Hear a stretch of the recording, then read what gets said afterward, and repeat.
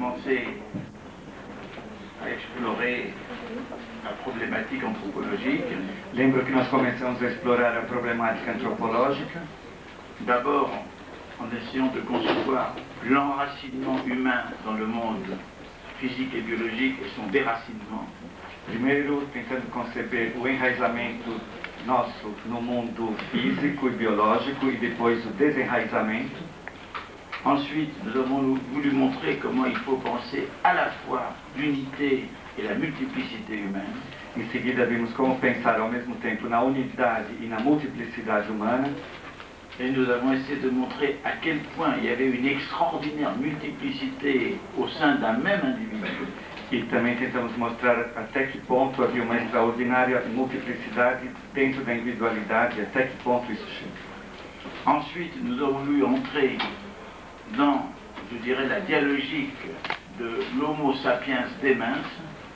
Depois passamos para a dialógica entre o Homo sapiens e demens, ce que nous avons fait ce matin. que fizemos esta manhã. Et nous avons continué par cette notion d'animal crisique, c'est-à-dire le problème de la crise permanente auquel est confronté l'être humain en tant qu'individu, en tant qu'être social et historique. E depois abordamos o aspecto animal crísico, que é o que vimos essa manhã, todo esse desenvolvimento dessa crise. Alors maintenant, je voudrais traiter de l'enracinement sociologique de l'individu humain. Agora queria tratar do enraizamento sociológico do indivíduo humano. Comme je vous l'ai dit, il y a une relation en boucle Como entre disse, há uma l'individu relação et la société. em círculo entre o indivíduo e a sociedade. C'est-à-dire que les individus produisent la société Quer dizer que o indivíduo produz a et sociedade elle-même produit les individus e ela própria produz os en indivíduos, leur apportant culture et langage. dando-lhes cultura e linguagem. Cette relation, je l'ai dit, est dialogique, Essa informação, como disse, é dialógica. c'est-à-dire pas seulement complémentaire, mais comportant des antagonismes. Isso quer dizer não somente complementar, mas também comportando antagonismos.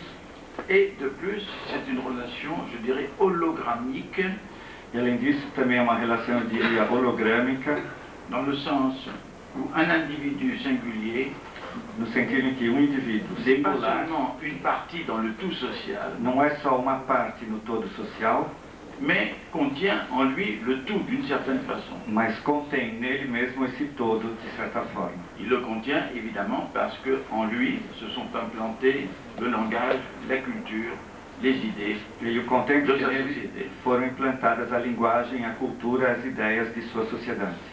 Et dans la relation individu-société, Na relação indivíduo-sociedade, l'individu est à la fois un sujet égocentrique o indivíduo é ao mesmo tempo um sujeito egocêntrico et un moment ou un élément d'un tout e sociocentrique. momento ou elemento de todo sociocêntrico.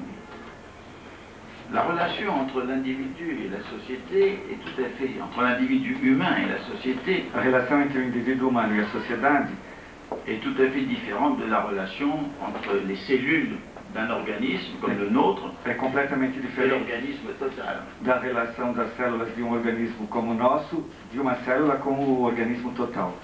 Les individus humains disposent d'un cerveau, disposent d'un esprit, disposent d'une conscience, Os indivíduos humanos dispõem de um cérebro, uma mente, uma consciência, mais pourtant, ils sont à l'intérieur d'un être qui est l'être social. e, no entanto, eles estão no interior de um ser que é um ser social. C'est-à-dire que la société n'est pas seulement un système, Isso quer dizer que a sociedade não é apenas um sistema, pas seulement une machine. não é só uma máquina. Elle dispose d'une vie propre. Ela dispõe de uma vida própria. Et dans cette vie, elle s'auto-éco-organise. E nessa vida ela se auto-organiza. Auto-éco-organise, c'est-à-dire elle s'auto-organise en Auto. fonction de son environnement. Eco-organiza, que é em função do seu ambiente, do seu meio ambiente também. Et c'est ça qui rend très aigu le problème entre la société qui est un être du troisième type, si l'on peut dire, puisque le premier type c'est la cellule, Isso aqui torna le deuxième type c'est problema l'organisme, et le troisième c'est la société. entre os três pontos que nós vimos, o ser, Cellule, a célula e o individual, o grupo e a sociedade, que é o terceiro organismo. La différence, c'est que c'est dans les individus que se trouve le siège de la conscience personnelle. Acontece que é nos indivíduos que se encontra a célula da consciência pessoal. La société ne dispose pas de conscience de soi, A sinon à sociedade, não, travers des individus. a sociedade não tem consciência de si, a não ser através dos indivíduos. Donc on ne peut pas dire que la société est supérieure en valeur à l'individu parce qu'elle est plus ample que l'individu et Non, que c'est- l'englobe, Pode dizer que a sociedade seja, qu'elle a plus de valeur que ela tenha mais valor que o indivíduo, parce qu'elle est plus ample et qu'elle englobe l'individu. porque ela é mais ampla e engloba o indivíduo. On peut penser que justement la partie a plus de valeur que le tout. La partie, c'est-à-dire l'individu. Pode-se pensar que a parte tem mais valor que o todo, e a parte é o indivíduo. Sans que l'on puisse toutefois opérer une disjonction entre l'individu et la société. Sem que se possa, todavia, operar uma disjunção entre o indivíduo e a sociedade.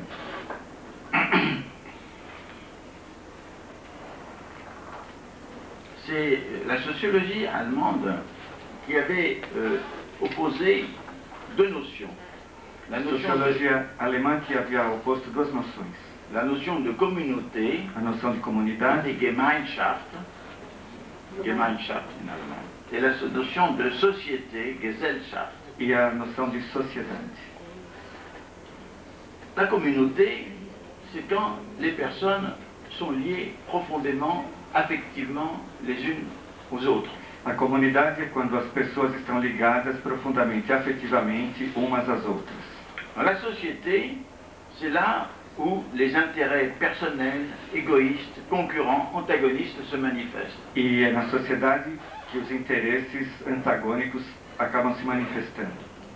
On peut dire que toute société humaine est à la fois société et communauté. Poderíamos dizer que toda a sociedade humana é ao mesmo tempo sociedade e comunidade. Parce que dans la société est le champ des intérêts égoïstes, Porque a sociedade é um campo de interesses egoístas, personnels, pessoais, économiques, econômicos, de pouvoir. de poder. Mais, dans des cas de péril, Mas em caso de perigo, elle tente à devenir communauté, ela tenta se tornar uma comunidade, c'est-à-dire soudée fraternellement. isto é, soldada de forma fraterna. Quand il s'agit de société, l'autre c'est le rival, le concurrent. Quando se trata de sociedade, o outro é um rival, um concorrente. Quand il s'agit de communauté, Quando se l'autre trata c'est l'ami, le frère. de comunidade, o outro é um amigo, um irmão. Par exemple, les supporters brésiliens qui vont se rendre à Paris pour le mondial, Por exemplo, os torcedores brasileiros que vão a Paris para a Copa. ils vont profondément fraterniser les uns avec les autres, Eles vão se confraternizar uns com os outros. alors que dans les conditions normales au Brésil, ils s'ignoreraient ou seraient des concurrents. Enquanto que em condições normais aqui no Brasil, eles se ignorariam ou seriam concorrentes. Alors, étant donné qu'une société a toujours ces deux caractères, Dado que uma sociedade tem sempre esses dois caracteres, on peut dire que ces caractères se trouvent englobés dans ce qu'on peut appeler les sociétés historiques. poderíamos dizer que eles estão englobados no que chamamos sociedade histórica. Les sociétés historiques, ce sont ces sociétés qui ont commencé à apparaître il y a à peu près 7000, 10 000 ans, Essas sociedades começaram a aparecer há mais ou menos 7.000 a 10.000 anos, dans le Moyen-Orient, no Oriente Médio, dans le bassin de l'Indus, na bacia do Índico, dans le bassin du fleuve Jaune en Chine, na bacia do Rio Amarelo, na China, et un peu plus tard sont apparus dans le monde, dans le Mexique e mais tarde apareceram no México et Antigo dans le Pérou avec la civilisation inca. e no Peru com a civilização Inca. il se passait une métamorphose véritable E aconteceu uma metamorfose verdadeira entre des sociétés de quelques centaines de membres, entre sociedades de algumas centenas de membros, sans État, sans classe sociale, sem Estado, sem classe sans social, ville, sem cidade, sans agriculture, sem agricultura, et des sociétés de plusieurs milliers, centaines de milliers, parfois millions d'habitants, e sociedades de centenas de milhares, milhões de habitantes, développant l'agriculture, desenvolvendo agricultura, la ville, as cidades, l'État, o Estado, les classes sociales, as classes sociais, les grandes religions, as grandes religiões et parfois les philosophies. e às vezes a filosofia. Donc des sociétés historiques, ce sont des êtres géants qui englobent des ethnies, Então, des classes, d'une très sociedades grande variété. históricas são seres gigantes que englobam diferentes etnias, raças, classes sociais diferentes. Et elles sont commandées par un appareil d'État. E são comandadas por um aparelho de Estado. Alors la notion d'appareil est très intéressante. E a noção de aparelho é muito interessante. C'est une notion qu'on peut définir de façon cybernétique, É uma noção que podemos definir de forma cibernética. c'est-à-dire c'est un dispositif de contrôle et de commande É um dispositivo de controle e de comando qui asservit ceux qu'il contrôle et ceux qu'il commande. que serve àquilo que ele controla e que ele comanda. Et la notion d'asservissement doit Yes, être sir. prise elle aussi Noção deve ser tomada au também ela niveau cybernétique, em nível cibernético. c'est-à-dire faire subir sa direction Quer dizer, sans subir une rétroaction fazer passar por sua mettrait en direção cause cette sem direction. retroação, o que questionaria essa ação, esse comando. Les seules rétroactions sont de nature informationnelle, c'est-à-dire Ah, qui je dis informent l'état de ce qui se passe. Retroações seriam de forma informacional, que informam o estado das coisas que acontecem. Alors, l'appareil d'État est d'une façon presque terrifiante dans les empires de l'Antiquité. Então, o aparelho de Estado aparece de forma quase terrífica nos estados da antiguidade, nos impérios da antiguidade. Un appareil central qui dispose d'appareils satellites annexes, Era um aparelho central que dispunha de aparelhos satélites, armée, anexos, police, exércitos, polícia religion. e religião. Et justement, il asservit les populations E ele dans le sens servia que je vous l'ai essas dit, populações, no sentido que eu queria dizer, c'est-à-dire Isso impose son commandement impõe seu comando, sans qu'il puisse y avoir le moindre contrôle des commandés sur ceux qui les commandent. sem que possa haver nenhum controle dos comandados sobre aqueles que os comandam. Donc, il commande la société par la coercition matérielle. Então, comandava a sociedade pela coerção material, Mais il la commande aussi par la possession psychique. mas a comandava também pela possessão psíquica. C'est ce qu'on peut appeler l'assujettissement. É o que se pode dizer assujeitamento.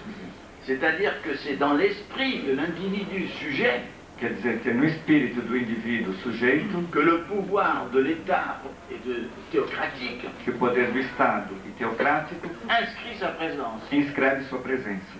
L'individu ne se croit pas obligé par une force extérieure d'obéir, O indivíduo não acredita que é obrigado a obedecer por uma força externa. il a plutôt l'impression d'obéir à une puissance interne. Ele tem antes a impressão de obedecer a uma força interna. C'est-à-dire que le pouvoir théocratique d'État est à l'intérieur de Isso quer lui-même. dizer que o poder teocrático do Estado está no interior do indivíduo. Et c'est dans ce sens-là que James, que j'ai cité hier, E nesse sentido que James, que eu citei ontem, a fait sa théorie des deux chambres de l'esprit. fez a sua teoria dos dois compartimentos da mente. Une, la chambre vraiment individuelle, de l'individu privé, O comportamento individual, do indivíduo privado, et l'autre qui appartient au pouvoir supérieur. e o outro que pertence ao poder superior.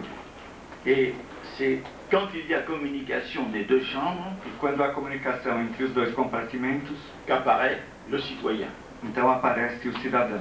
Et qu'apparaît la possibilité que le contrôlé devienne contrôleur de qui le contrôle, E aparece a possibilidade do controlado tornar-se controlador de quem o controla, c'est-à-dire la possibilité démocratique. isto é, a possibilidade democrática. Donc on voit que le statut de l'individu est tout à fait différent selon qu'il s'agit d'un système, d'un empire totalitaire ou E quasi-totalitaire, o status do indivíduo é totalmente diferente quando se trata de um Estado totalitário et d'un système où il y a une possibilité démocratique, e quando há um sistema onde existe a possibilidade democrática. c'est-à-dire le regard du citoyen et le contrôle du citoyen. Esse olhar do cidadão e esse controle do cidadão.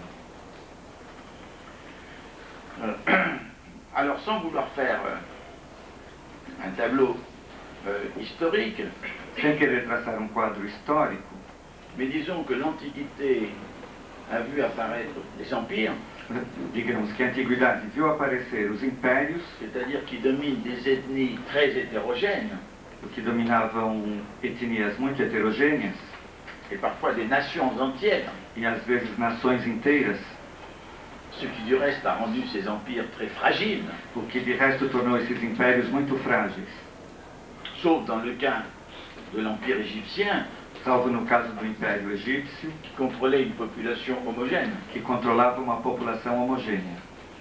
Donc il y avait les empires et puis il y a eu les cités. Então havia os impérios e depois havia as cidades. Et c'est dans les petites cités qu'apparut la démocratie. E foi nas pequenas cidades que apareceu a democracia. Une étape nouvelle s'est manifestée dans l'histoire avec l'émergence de l'État national ou de l'État-nation. Uma nova etapa apareceu na história com o aparecimento do Estado Nacional, Estado-nação. À la différence des empires, l'État national réussit au cours d'un long processus historique à intégrer en lui des populations d'origine très différentes. Diferente dos impérios, o Estado-nação consegue, depois de um tempo, integrar nele indivíduos D'ethnies de différentes, etnias d'origines, diferentes, de origens diferentes, voire même de religions différentes. e até mesmo de religiões diferentes. Au début, le processus d'intégration est très dur. No início, o processo de integração foi muito duro. Les premiers États nationaux, Espagne, France, Angleterre, Os primeiros estados nacionais, Espanha, França, Inglaterra, pratiquèrent une purification religieuse, praticaram uma purificação religiosa, ce qui fait que l'Espagne chassa les juifs et les musulmans qui ne se convertissaient pas. quer dizer, como no caso da Espanha, que expulsou os judeus e os muçulmanos que não se convertiam. Que l'Angleterre, l'Église anglicane persécuta les catholiques, Na Inglaterra, a igreja anglicana perseguia os católicos. et qu'en France, après les guerres de religion E na França, depois das guerras de du religião XVIe siècle, do século XVI, qui se terminèrent par un édit de tolérance, que terminaram através de um édito de tolerância, l'édit de Nantes dont on a fêté l'anniversaire o édito de Nantes, cette année même, cujo aniversário foi comemorado este ano. le roi Louis XIV a répudié l'édit de Nantes, l'a révoqué O rei Luís XIV repudiou o édito de Nantes, o et a revogou, entrepris une persécution des protestants e qui empreendeu ont se cacher ou s'enfuir. a perseguição dos protestantes que tiveram que se esconder ou fugir. Mais l'État national laïcisé Mas o Estado Nacional laicizado a cessé de pratiquer la purification intérieure. cessou de praticar aquela purificação interna. Encore qu'il y ait eu des tendances purificatrices sous une forme nouvelle, celle du racisme et de la xénophobie. Ainda que houvesse tentativas de outras purificações, como a do racismo e a xenofobia. Mais de toute façon, l'État national qui apparaît, comme je l'ai dit, se développe à partir du XVIe, XVIIe, XVIIIe siècle en France, Angleterre, Espagne, O Estado Nacional, então, que se desenvolve a partir dos séculos XVI, XVII e XVIII, na Espanha, Inglaterra e França, trouve sa formule avec la Révolution française, encontra a sua fórmula com a Revolução qui Francesa, institue l'idée d'un peuple souverain. que institui a ideia de um povo soberano, Et à partir de ce moment-là, l'idée de nation se dissémine en Europe. e a partir desse momento a ideia de nação se dissemina pela Europa.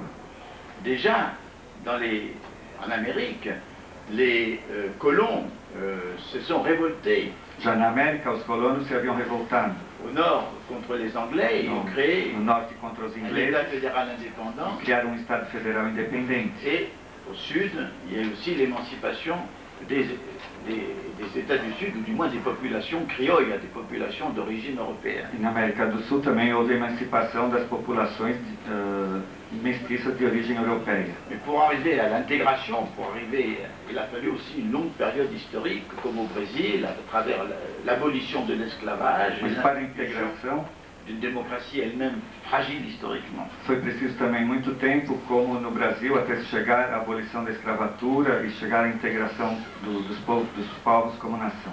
Ce qui est intéressant, c'est que la formule de l'État national se dissémine en Europe, se dissémine en Amérique. En Europe, c'est l'Allemagne qui va devenir un État national, et c'est l'Italie, dans les années 1860. Essa ideia se dissemina pela Europa, pela América. Na Europa, a Alemanha vai se tornar um Estado nacional em 1860, a Itália também, mais ou menos na mesma época. Et au XXe siècle, et surtout après la Deuxième Guerre mondiale, E no século XX, principalmente depois da la Segunda formule Guerra, de l'État national devient le moyen d'émancipation des peuples ou nations qui étaient colonisés. a fórmula de Estado Nacional vai chegar aos Estados-nações que haviam sido antes colonizados. Donc l'État-nation est devenu une formule universelle, Então, o Estado-nação tornou-se uma fórmula universal, avec bien entendu le péril que font courir sur les relations internationales le pouvoir absolu de l'État, qui n'a aucun contrôle, sauf celle de la peur que lui inspire le voisin. com o perigo desse Estado-nação tornar-se um controle absoluto, um poder absoluto, quando não há controle sobre ele, Mais aussi le rôle civilisateur de l'État qui effectivement sur son territoire développe les moyens de communication, les routes, les canaux et développe l'instruction. mas também tem o poder civilizador desse Estado que desenvolve os meios de comunicação, toda a infraestrutura dentro desse Estado-nação. Alors, quand nous considérons nos sociétés modernes, nous voyons qu'elles fonctionnent selon une double organisation, selon deux types d'organisation simultanées. Vemos que nossas sociedades modernas funcionam numa dupla organização simultânea. Une organisation qui est imposée par l'État, Uma par que ses lois, imposta pelo Estado, por suas leis, por suas regras, par ses pouvoirs por seus de poderes, contrôle policier et autres. poderes de controle policial e outros. Et l'autre, c'est une organisation spontanée qui naît des interactions entre les individus et les groupes. E outra é espontânea, que nasce a partir dos indivíduos e dos grupos. Par exemple, la circulation automobile, n'est-ce pas, se fait de façon spontanée, sauf quand il y a des excès de pollution où on réglemente quelque peu le nombre des voitures d'après leur immatriculation. Por exemplo, o trânsito dos carros que se faz de forma espontânea, a não ser em caso de controle por causa da poluição ou outro Mais tipo. la circulation des piétons se fait de façon spontanée. Mas a circulação de pedestres também se faz de forma espontânea. Les rapports de commerce, les rapports mercantiles se font aussi de façon Relações de spontanée. comércio, mercantis também. Les relations entre individus et de plus en plus les mariages qui se font par rencontre spontanée et cessent d'obéir à la loi de l'alliance entre deux familles. As relações individuais também, e se fazem espontaneamente de indivíduo para indivíduo, até chegar ao casamento, que acontece de forma espontânea e não mais em acordos de família. Alors ainsi une société vit de deux façons, une façon anarchique, c'est-à-dire l'anarchie dans le sens où à travers des interactions spontanées, il se crée quand même de l'organisation. Então vemos essa sociedade de duas formas, essa forma anárquica, com essas relações espontâneas, Et une façon centralisée et hiérarchique qui se fait à partir de l'État. e outra forma que é centralizada e hierárquica, que se faz a partir do Estado.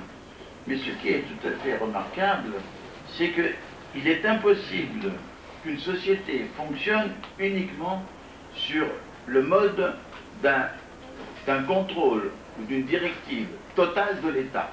Mas é notável que uma sociedade não pode funcionar só com o controle total e diretivo do Estado.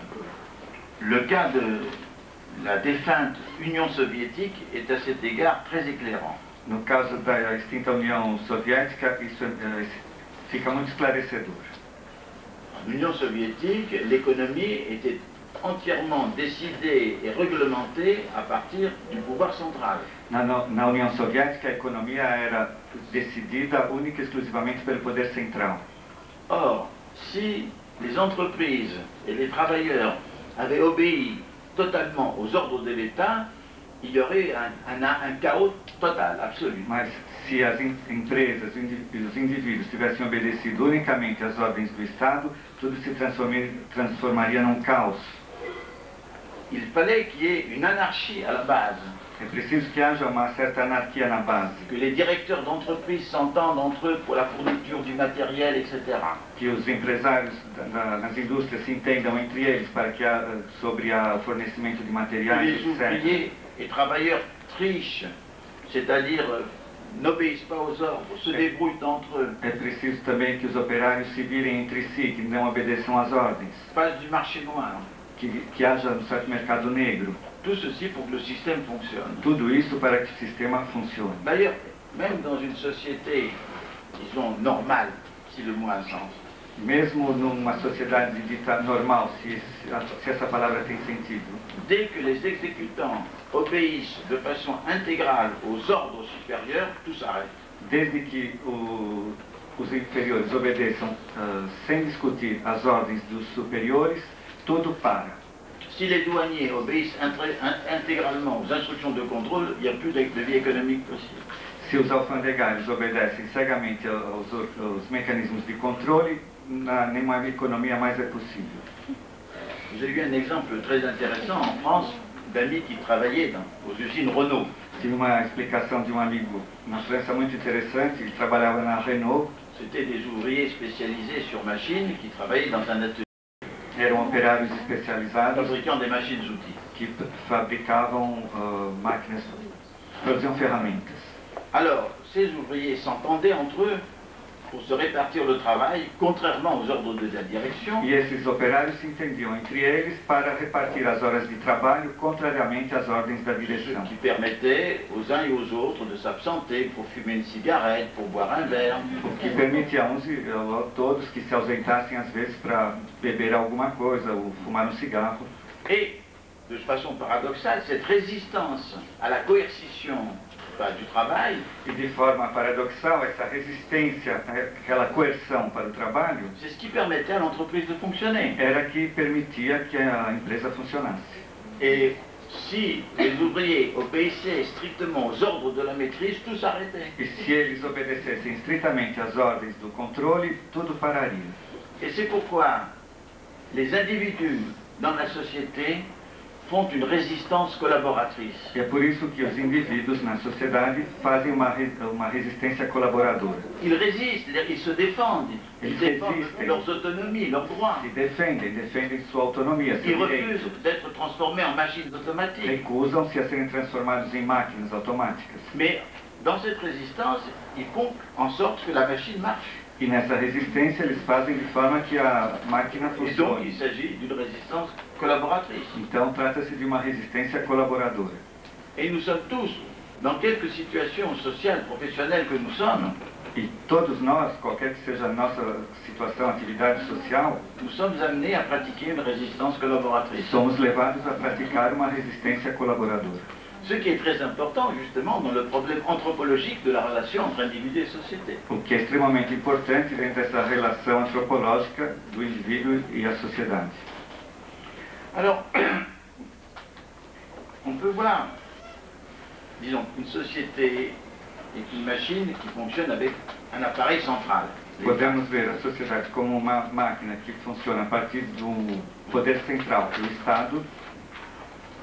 Et Lewis Mumford, qui avait fait une étude très intéressante, avait appelé les grands empires pharaoniques des méga-machines sociales. Des méga-machines. Mumford, que havia feito esse trabalho, onde chamava o Estado de uma mega máquina social. Et on peut dire que nos sociétés contemporaines, avec leur industrie, avec leur production, sont des méga-machines sociales. Podemos dizer que nossas sociedades, com todas as indústrias, todos os mecanismos de controle que tem são mega máquinas sociais. Mais alors, ce qui s'est passé depuis quelques années, Mas com o que se passou nos últimos anos, avec l'extension du marché mondial, com a extensão do mercado mundial, c'est que il s'est développé sur la planète, sur le globe, é que desenvolveu-se no planeta, no globo, une méga machine économique, uma mega máquina econômica mais sans tête. sem cabeça. Et le grand problème, un des grands problèmes contemporains est celui-ci. Dos grandes problemas contemporâneos é esse. Bon. Alors, tirons oui, deux mots pour dire que il y a des sociétés qu'on peut dire de basse complexité. Duas palavras para dizer que as sociedades Et des pode se sociétés chamar de baixa d'assez haute complexidade, complexité. e outras de bastante alta complexidade. Il est évident que les sociétés de basse complexité sont très oppressives pour les individus. As de baixa complexidade, é claro, são muito opressivas em relação ao indivíduo. Et celles de haute complexité donnent des libertés et des autonomies aux E as individus. de alta complexidade dão liberdade e autonomia aos indivíduos. On peut dire que, par exemple, du point de vue du centre de décision, Podemos dizer que, do ponto de vista do centro de decisões, toute société est d'une certaine façon centrique, toda a sociedade é, de certa forma, cêntrica, mais elle est aussi polycentrique, ayant plusieurs centres de décision, mas também policêntrica, tendo vários centros de decisões, et acentrique, c'est-à-dire où les choses se fonctionnent sans recours à un centre. acêntrica, onde as coisas funcionam sem recorrer a um centro. Les sociétés de basse complexité As de baixa complexidade donnent une grande importance à l'organisation centrique, dão uma grande importância à organização alors que cêntrica. les sociétés de haute complexité sont plutôt acentriques et E as de polycentriques. alta complexidade são já policêntricas ou acêntricas. Les sociétés de basse complexité sont des sociétés profondément hiérarchiques, As de baixa complexidade são profundamente hierárquicas, mais elles sont d'une certaine façon aussi polyarchiques. mas de certa forma também são poliárquicas. Et comme je l'ai dit dans l'exemple de l'URSS, elles sont aussi anarchiques. Como eu dei o exemplo no caso da União Soviética, são também Il y a une part anárquicas. d'anarchie qui la fait vivre. É uma parte de anarquia que a faz viver. Dans une société de haute complexité, la part anarchique et polyarchique est plus importante que la part hiérarchique. Nas de alta complexidade, a parte poliárquica e anárquica é mais importante que nas outras, nas de baixa complexidade.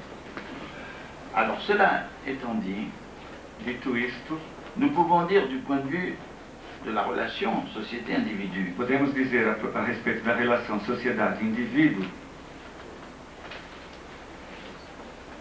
une société humaine, même totalitaire, uma sociedade humana, mesmo totalitária, ne peut être totalement soumise à un ordre mécanique programmé de mégamachines. não pode ser totalmente submetida a uma ordem programada de mega máquina. Une société humaine ne peut arriver à une totale homogénéisation. Uma sociedade humana não pode chegar a uma total homogeneização.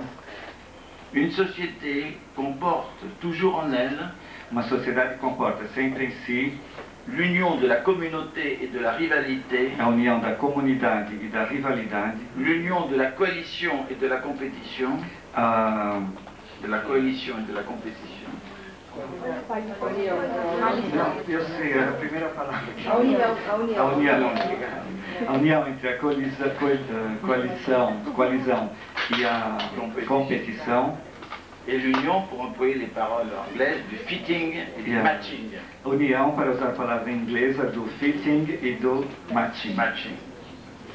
Et bien entendu, E claro, l'union de l'amour et de la solidarité, Ah, et união. aussi du conflit et de l'hostilité. do amor e da solidariedade e também do conflito e da hostilidade.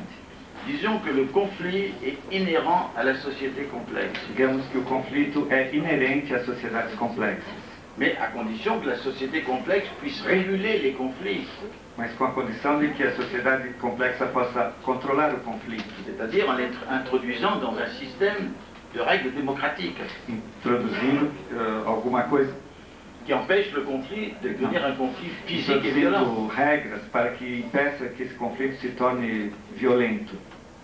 Mais ce qui est intéressant, c'est que le conflit est à la fois quelque chose de producteur et quelque chose de destructeur. Interessante que esse conflito é ao mesmo tempo algo de destruidor e construidor. Et il y a une parole très profonde et très complexe de Montesquieu. É uma palavra muito profunda e complexa também de Montesquieu. Montesquieu qui disait que les causes de la grandeur de Rome et de sa décadence étaient les mêmes. Ele dizia que as causas da grandeza e da decadência de Roma eram as mesmas. C'est-à-dire les conflits sociaux. Quer dizer que eram os conflitos sociais. Alors, une société humaine dotée d'un État Uma sociedade humana dotada de um Estado comporte toujours une dialogique comporta sempre uma dialógica entre centrisme, polycentrisme, acentrisme, entre centrismo, policentrismo e acentrismo, hiérarchie, polyhiérarchie, anarchie, hierarquia, poliarquia e anarquia, et de plus spécialisation, polycompétence Et et les- compétence globale. especialização, competência e competência global. Une société qui ne vit que par la spécialisation est condamnée à mort, Uma sociedade que só vive pela especialização está condenada à morte. ce que n'ont pas encore compris beaucoup de spécialistes. É o que muitos especialistas ainda não entenderam. Un autre point, c'est que on peut, et ça devient une question, je dirais, normative et Autre et point. d'éthique politique, Eu diria que é uma questão normativa. je crois que l'on peut, et l'on Normative. doit éliminer l'asservissement. Acho que devemos e podemos eliminar L'asservissement, c'est-à-dire la Ouais. contrainte o matérielle. assujeitamento, a limitação material. Enfin, l'éliminer, j'exagère peut-être, mais ou le réduire au minimum. Eliminar, eu exagero, mas reduzir ao mínimo. Mais une part d'assujettissement est toujours liée à la vie en société. Uma parte dessa sujeição está ligada à vida em sociedade. C'est-à-dire que une partie de nous-mêmes est inévitablement possédée Quer dizer que uma parte de nós mesmos é inevitavelmente possuída par l'entité sociale. pela entidade social. Je répète, nous sommes à la fois des égocentriques, des sujets égocentriques et des moments du sociocentrisme de la société. Repito, somos ao mesmo tempo egocêntricos e ao mesmo tempo estamos centrados com a sociedade. C'est ça, je crois, le nœud de la complexité, un des nœuds de la complexité de la relation individu-société. Esse é um dos nós da complexidade da relação entre indivíduo e sociedade. Par ailleurs, la relation entre l'État et la société Por outro lado, a relação entre Estado est e une relation sociedade toujours dialogique. é uma relação sempre dialógica. La société réagit toujours contre l'État qui l'a servi, A sociedade reage sempre contra o Estado que a sujeita, mais elle a besoin de l'État qui la protège. mas ela tem necessidade de que o Estado a proteja. Ainsi donc, la relation individu-société Então, a relação indivíduo-sociedade est, répétons-le, à la fois hologrammique, hologrâmica, c'est-à-dire que le Isso tout é. social est à l'intérieur de o l'individu, todo social está no interior do indivíduo, récursive, c'est-à-dire en recursiva, boucle, ela fecha o círculo, dialogique, c'est-à-dire Dialogique. complémentaire antagoniste, complementária e antagônica, égocentrique et sociocentrique. egocêntrica e sociocêntrica. L'égocentrisme et le sociocentrisme sont parfois deux faces de la même réalité. E sociocentrismo são, às vezes, duas faces de uma mesma realidade. Par exemple, si je vais au bal du samedi soir Por pour exemplo, danser, se eu for ao bailinho do sábado para dançar, je le vais pour mon plaisir, eu vou por prazer, para dançar, pour faire des rencontres sympathiques. para fazer encontros simpáticos. Donc, apparemment, je fais ça pas seulement, je fais ça par égocentrisme. Aparentemente eu faço isso por egocentrismo. Mais en même temps, la société profite du fait que je me détends le samedi soir Mas ao mesmo tempo a sociedade aproveita do fato de eu relaxar no sábado à pour noite mieux me récupérer le lundi matin. para melhor me recuperar na segunda-feira de manhã. Bon. Je gagne ma vie pour moi-même, Eu ganho a minha vida para mim mesmo. mais en faisant ça, je deviens un rouage de la société. Mas fazendo isso eu me torno uma engrenagem da sociedade. Donc, vous voyez comment Então, se combinent vejam l'égocentrisme et le sociocentrisme. Como se combina o egocentrismo e o sociocentrismo. Bien. Alors, j'ai parlé de l'enracinement social de l'individu, je pourrais dire Falei do aussi, en même enraizamento temps aussi, social do indivíduo. le destin social de l'individu. Ao mesmo tempo, poderia dizer do destino social do Parce que le mot indivíduo. destin est un mot fort qui dit qu'on ne peut pas être un individu si on échappe à la société. Porque a palavra destino é uma palavra forte para dizer que não se pode ser indivíduo sem escapar da sociedade. Je m'explique. En échappant à la société, c'est-à-dire dès son enfance. Parce qu'on peut, une fois qu'on a l'éducation sociale, une fois qu'on a la culture, échapper à sa société et essayer de vivre hors de sa société. Quer dizer, não En se pode général, dans une autre société. escapar a vida inteira, desde a infância e o resto da vida, porque é preciso que se tenha a educação, que se adquira a cultura, e aí então depois podemos escapar dessa sociedade. Temos elementos para escapar da sociedade. Donc il y a un destin social. Então existe um destino social. Et maintenant, je veux parler du destin historique. Agora eu vou falar do destino histórico. Le destin historique est un destin assez récent. O destino histórico é um destino bastante recente. Il est lié à la formation des sociétés historiques, Está ligado à formação das sociedades ces grandes históricas, sociétés comportant agriculture, as et grandes sociedades ville, armée, police, que guerre, comportam etc. agricultura, exército, polícia, cidades, etc. Le destin historique qui a commencé à peu près il y a 10 000 ans, en divers points isolés du globe, Ele começou há uns 10.000 anos em pontos isolados do globo il s'est répandu progressivement sur toute la planète. e se espalhou progressivamente por todo o planeta. Des sociétés historiques se sont formées Sociedades históricas se formaram en Amérique centrale, en Amérique du Sud, na América Central, América do Sul, en Asie, na Ásia, en Chine, na China, en Perse, na Pérsia, dans le Moyen-Orient, no Oriente Médio, dans le monde no méditerranéen. mundo mediterrâneo. Et disons aujourd'hui, toutes les sociétés sont emportées E, digamos, hoje todas elas são dans le levadas destin historique pelo destino histórico qui s'est accompli du reste très cruellement que se cumpriu en de resto exterminant les sociétés de nos ancêtres, muito cruelmente, exterminando as les sociedades de sociétés nossos archaïques de ancestrais, chasseurs-ramasseurs, as sociedades qui n'avaient arcaicas pas dos d'État, coletores, caçadores, qui n'avaient pas d'armée, que não e que ont tinha pu être agricultura, não tinha exército, não tinha nada, exterminés. e puderam ser exterminados. C'est pour ça, je crois, que dans le destin historique de l'humanité, il y a quelque chose de parricide, c'est-à-dire Por on isso, tue nos pères. Acho que nesse destino histórico da humanidade há algo de parricida, quer dizer que matamos nossos pais. Et c'est pourquoi, entre parenthèses, personnellement, je suis très préoccupé du destin des sociétés indiennes Por isso dans le que, monde, dans pessoalmente, l'Amérique et au Brésil. fico muito preocupado com o destino das nações indígenas no mundo e aqui no Brasil também. Alors, ce destin historique se manifeste par la prédominance du temps irréversible Esse sur le temps destino circulaire.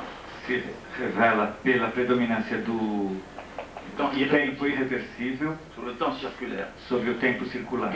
Toutes les sociétés historiques ont un temps circulaire, Toda sociedade histórica tem um tempo circular, c'est-à-dire qu'avec le mouvement des saisons, como movimento la das rotation de estações, l'année, a rotação do ano, les fêtes, as les usages, festas, les os cultes usos, religieux, os cultos religiosos, entretient le recommencement permanent de ele la société. mantém o reinício permanente da sociedade. Mais le temps irréversible bouscule ce temps circulaire. Mas o tempo irreversível, ele bascula, ele, Parfois le brise. o tempo circular, ele quebra esse tempo circular às vezes. Donc l'histoire, c'est la prédominance du temps irréversible, Então, a história é a predominância do tempo irreversível, la prédominance du temps événementiel sur le temps répétitif, predominância do tempo acontecimental sobre o tempo irreversível.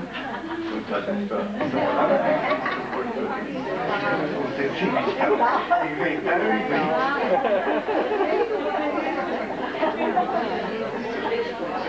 e eventual.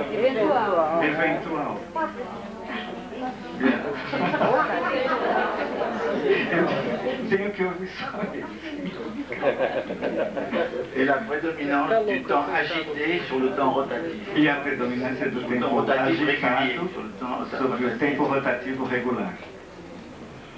Et alors l'histoire est un véritable dégel A história é um verdadeiro degelo pour des potentialités créatrices, civilisatrices, para potencialidades criadoras, civilizadoras, dans tous les domaines, art, em technique, todos os pensée, domínios, arte, técnica, pensamento, et en même temps des potentialités destructrices e ao mesmo tempo potencialidades qui vont destrutivas se manifester par les guerres et les destructions que de vão se civilisations. manifestar pelas guerras, pela destruição das civilizações.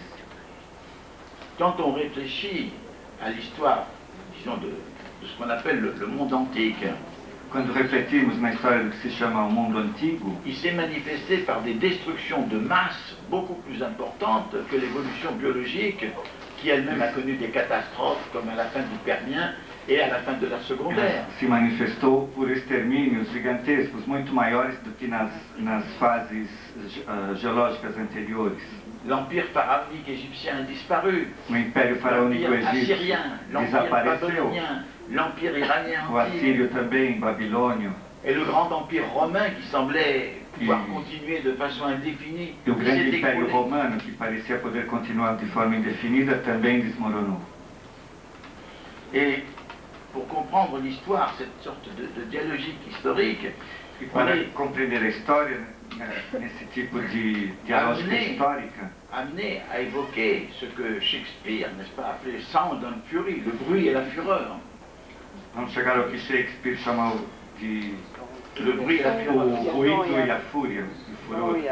C'est-à-dire, il faut unir une conception que, par exemple, a Et défendue précision. Karl Marx, qui essayait de voir la logique des processus économiques dans l'histoire, Unir a concepção do que chamou Carlos Marx, qui essayait de saisir la logique des processus tentando économiques. seguir a dans l'histoire. lógica do processo econômico na história. Et c'est vrai qu'il y a des logiques, mais qui peut être rompue. É verdade que há uma lógica, mas que pode ser rompida.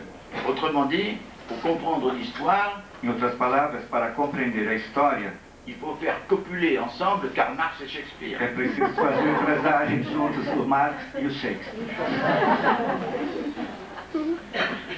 Alors c'est dans le domaine de l'histoire que nous voyons se déchaîner Et- l'hubris, la démesure, E no domínio da história, então, que podemos ver desencadear-se a híbris, a desmedida, avec les ambitions démentes, com as ambições dementes, ces déchaînements qui ont poussé Alexandre, Gengis Khan, esse desencadeamento que levou Napoléon, Hitler. Gengis Khan, Napoleão, Hitler. Et nous voyons aussi ce phénomène de la guerre quasi endémique, quasi E permanente. vemos esse fenômeno de guerra quase endêmico, quase que permanente.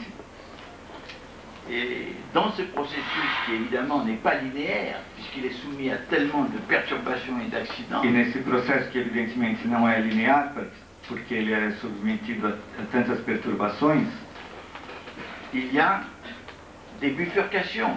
há bifurcações. Il y a des moments historiques où le destin hésite, Há momentos va dans un históricos sens, onde o va dans un autre. destino hesita, ou vai numa direção, ou vai para outra. Moi, j'ai été très frappé par ce qui s'est passé en Europe Mas en me impressionou 1941. o que aconteceu na Europa em 1941. Comme vous le savez, l'Allemagne avait d'abord attaqué la Pologne et envahi la Pologne. Como você sabe, a Alemanha primeiro invadiu a Polônia Elle était partagée avec l'Union soviétique. e dividiu-a com a União Soviética. Et puis l'Allemagne a écrasé la France. Depois a Alemanha esmagou a França Et elle s'est mise à dominer l'Europe, e começou a dominar a Europa, quasi toute l'Europe. quase toda a Europa. Et le plan de Hitler E o plano de Hitler était de déclencher l'attaque contre l'Union soviétique era de desencadear um ataque contra a União Soviética en mai 1941. em maio de 1941. Seulement, il a dû retarder d'un mois son offensive. Só que ele teve que atrasar em um mês a sua ofensiva. Pourquoi? Por quê? Parce que la Yougoslavie, qui avait signé un pacte d'alliance avec Hitler, Porque a Iugoslávia, que havia assinado um pacto de aliança com Hitler, a vu à Belgrade un putsch populaire et militaire, viu acontecer em Belgrado um putsch popular e militar dénoncer cette alliance. e denunciar essa aliança. Et Hitler est obligé de passer un mois E Hitler foi obrigado a Liquidei. esperar um mês l'armée yougoslave. para liquidar o exército iugoslavo. Alors il déclenche son attaque le 21 juin. E ele desencadeou seu ataque no dia 21 de junho. Et il arrive assez rapidement, en septembre, en octobre, aux portes de Moscou, aux portes de Leningrad, aux portes de Rapidamente chegou em setembro às portas de Moscou, Leningrado, Petrogrado. L'armée nazie se trouve au terminus des tramways de Moscou. O exército nazista já estava na linha do bonde de Moscou. Le gouvernement soviétique avec Staline ont quitté Moscou. O governo com Stalin tinham abandonado Moscou. Il semble que Moscou, la capitale, va tomber. Parecia que Moscou, a capital, ia cair. À ce moment-là, arrive de façon prématurée, précoce et particulièrement violente l'hiver. Nesse momento chega de forma prematura, imprevisível, o inverno. Un terrible hiver Terrível inverno qui, évidemment, a gelé l'huile dans les moteurs des camions allemands, que chegava a gelar o óleo do motor dos caminhões alemães, qui a gelé beaucoup de mains, de visages de soldats qui n'étaient pas prévenus gelava contre cet muitas hiver, mãos e rostos de soldados que não estavam prevenidos contra aquele inverno, a raréfié l'envoi des armes et des alimentations par les voies de communication très longues dans l'hiver, trouxe a escassez de armas e de alimentação pela dificuldade de transporte causada por ele. et à ce moment-là, Staline, qui a eu des rapports de son espion Sorg, qui était l'espion au Japon, E nesse momento, Stalin, que tinha tido informações de seu espião Sorg, que estava no Japão, il a appris que les Japonais n'attaqueraient pas la Sibérie extrême-orientale. soube que os japoneses não atacariam a Sibéria do lado extremo oriental. Alors il a fait transporter des troupes fraîches sibériennes Então ele transportou as tropas do lado siberiano sur le front de Moscou. até o fronte de Moscou. Et un ami à moi, un ami bulgare qui était présent E à ce amigo moment-là, meu, búlgaro, que estava presente naquele momento, me dit que quand ces Sibériens qui venaient de moins de 30 degrés froid me disse que quando aqueles siberianos vinham de 30 graus abaixo de zero, arrivèrent à Moscou, il faisait moins 15 seulement, chegavam a Moscou, onde só fazia 15 ils abaixo enlevaient de leur manteau zero, de fourrure. tiravam seus casacos porque eles tinham calor. Toujours est-il que E l'offensive assim é que essa de ofensiva ces forces sibériennes a rejeté de 200 km Hitler en arrière. empurrou para trás, 200 quilômetros para trás, aquela ofensiva do Hitler. Et le destin de la guerre a commencé à tourner. E o destino da guerra começou a mudar. Mais vous voyez, il a fallu Mas vocês veem, la foi révolte de la preciso Yougoslavie, a revolta da Iugoslávia, un hiver précoce et particulièrement violent, um inverno precoce e particularmente violento, à ce que le destin du monde para change. contribuir para que o destino do mundo mudasse. Alors donc voilà l'histoire humaine. Então essa é a história humana. Turbulence, bifurcation, Turbulência, bifurcação, lutte à mort des États entre eux, vie et mort des luta até a civilisations. morte dos estados entre si e até das civilizações. D'où ces deux visages, un visage de civilisation, un visage de barbarie, et de barbarie dans la civilisation. Então temos essas duas figuras, de civilização e outra de barbárie. Et nous avons vu effectivement des déchaînements de folie exterminatrice. Vemos o desencadeamento de loucuras exterminadoras. Les nomades asiatiques, au cours du 5e siècle, 12e siècle, Os 13e, nômades. 16e siècle, ont déferlé sur l'Occident européen. Os nômades asiáticos, desde o século V e vários São outros séculos ravagés. depois, eles devastaram Le os monde territórios russe, europeus. le monde romain, iranien, chinois. O mundo russo, europeu, romano, iraniano, chinês, Ils étaient invincibles. eram Ils invencíveis. étaient sur des chevaux très rapides. Tinham cavalos muito Ils étaient rápidos, des archers qui lançaient des flèches de façon très précise. tinham arqueiros que lançavam flechas de forma muito precisa. Ce n'est que lorsque les sédentaires occidentaux ont trouvé des ripostes, une artillerie capable de lutter contre ces nomades, que les invasions ont cessé.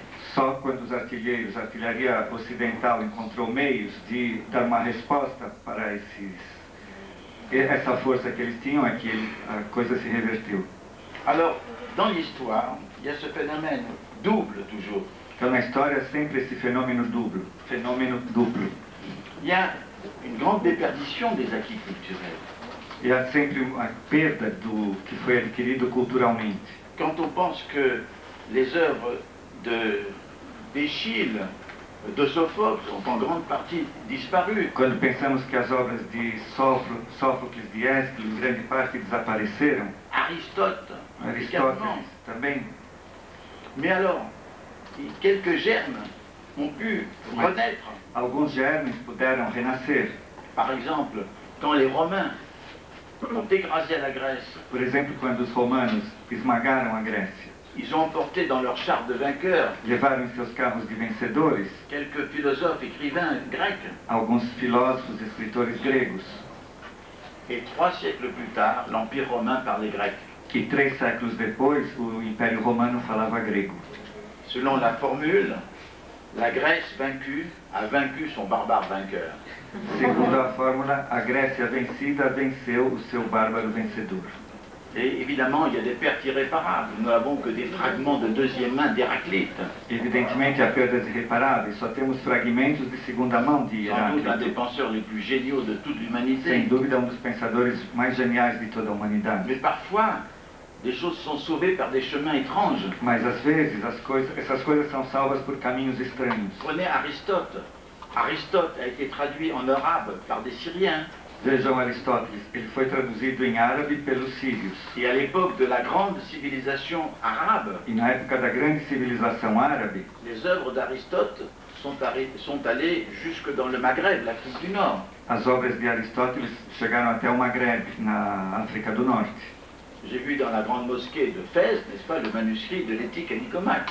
Na grande mesquita de Fez, eu vi esse manuscrito de, L'éthique à Nicomaque. da ética À Nicomaque. a Nicomaque. Nicomaque, um garoto, De Nicomaque. que o mundo c'était um rapaz. A ética de Nicomaque, o que é um rapaz. Um garçom. Oui, un jeune homme. Um jornal. Et après, Aristote est remonté Depois dans le monde Aristóteles occidental jusqu'à la Sorbonne, jusqu'à Oxford. chegou ao mundo ocidental, até a Sorbonne, até Oxford. Donc, et puis on voit l'influence énorme d'Aristote sur Averroès, le très grand penseur islamique. Vê-se a influência enorme de Aristóteles até o pensamento islâmico do Alors, Averroès. nous voyons à la fois des pertes irréparables et en même temps des choses qui sont sauvées grâce à des transferts, à des voyages. Temos perdas irreparáveis e ao mesmo tempo coisas que são salvas por caminhos estranhos. Plus globalement, on peut dire que le double jeu de l'histoire, Podemos dizer que o duplo jogo da história c'est qu'à travers ce développement, le devenir historique s'élabore dans les sociétés une logique de la por um complexification. lado, se elabora essa lógica De la complexification.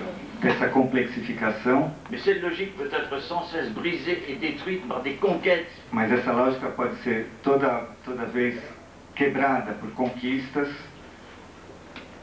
Et dans le devenir historique, E nesse advir histórico, il nous faut maintenant complexifier é preciso agora que nós complexifiquemos cette idée de devenir. essa ideia do advir.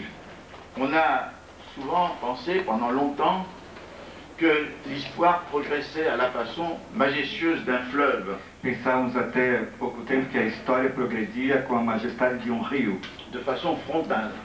de forma frontal. En fait, dans l'histoire, le développement se fait toujours à partir d'une déviance Na verdade, na história, essa evolução se faz sempre a partir de um desvio, Si cette déviance n'est pas écrasée, e se ele não for esmagado, elle devient une tendance, ele se torna uma tendência, et si cette tendance se fortifie, elle peut devenir l'orthodoxie, la nouvelle e grande. se essa tendência se fortalece, ela pode se transformar numa ortodoxia. Cela est vrai pour les religions. Isso é verdade para as religiões. Déviance au sein du judaïsme que celle du groupe Desvio no seio do des apôtres de judaísmo, Jésus. que seria o grupo dos apóstolos de Jesus. Déviance que celle de Mahomet, Desvio pode ser aquela de Maomé, recevant aquele la de Maomé, révélation de l'ange Gabriel. recebendo a revelação do anjo Gabriel. Déviance, la naissance du socialisme au XIXe siècle chez quelques penseurs comme Marx, Proudhon, Fourier. Pode ser também aquela acontecida no socialismo no século XIX, através de Marx e outros daquela época. Déviance, la naissance du capitalisme dans le monde médiéval.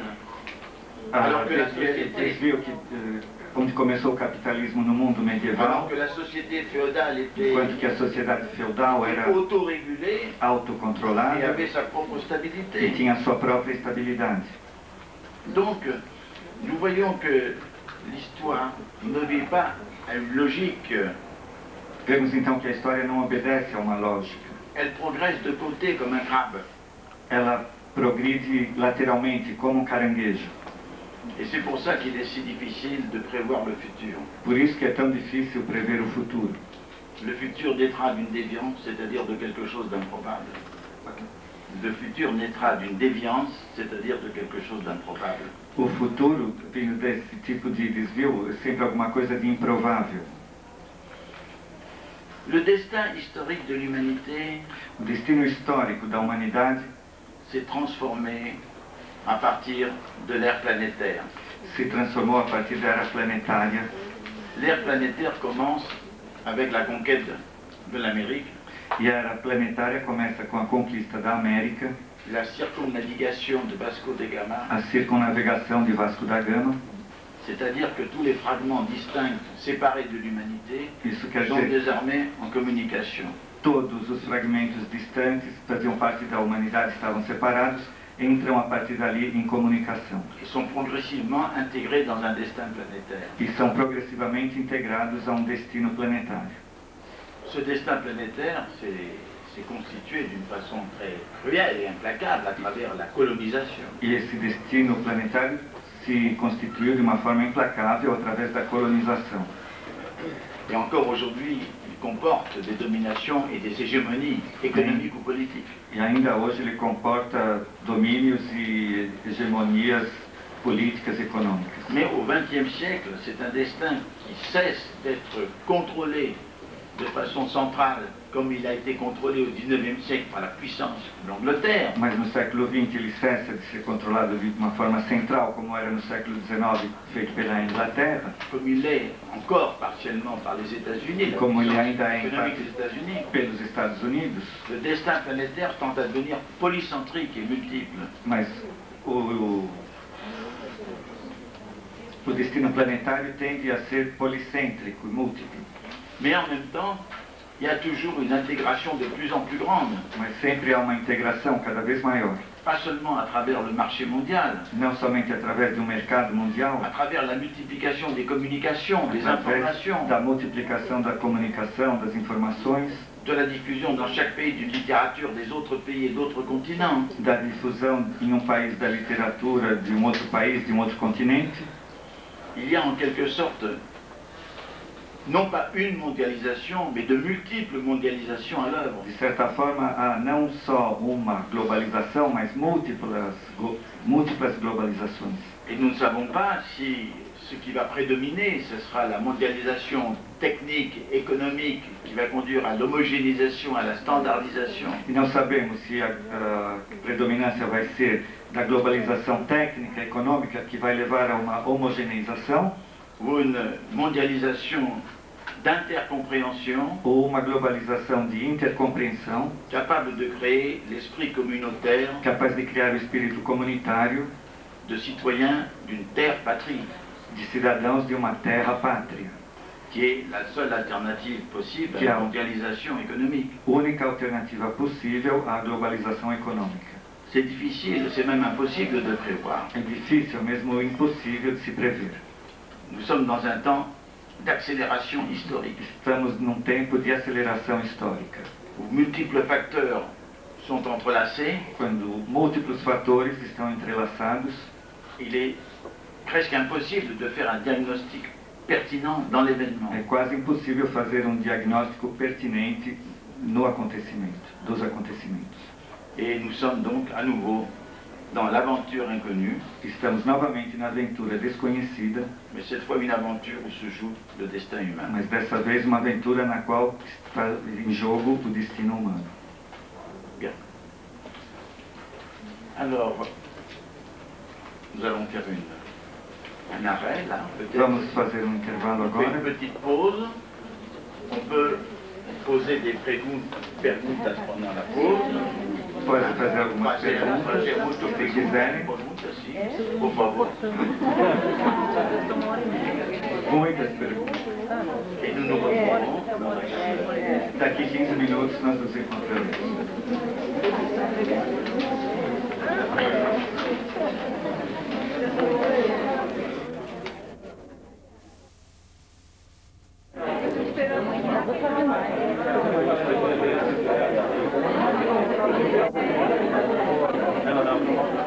Onde tá pegando?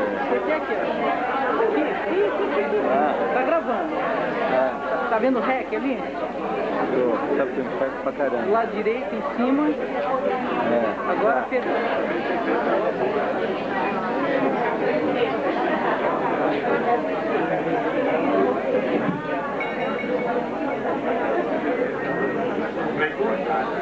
E agora?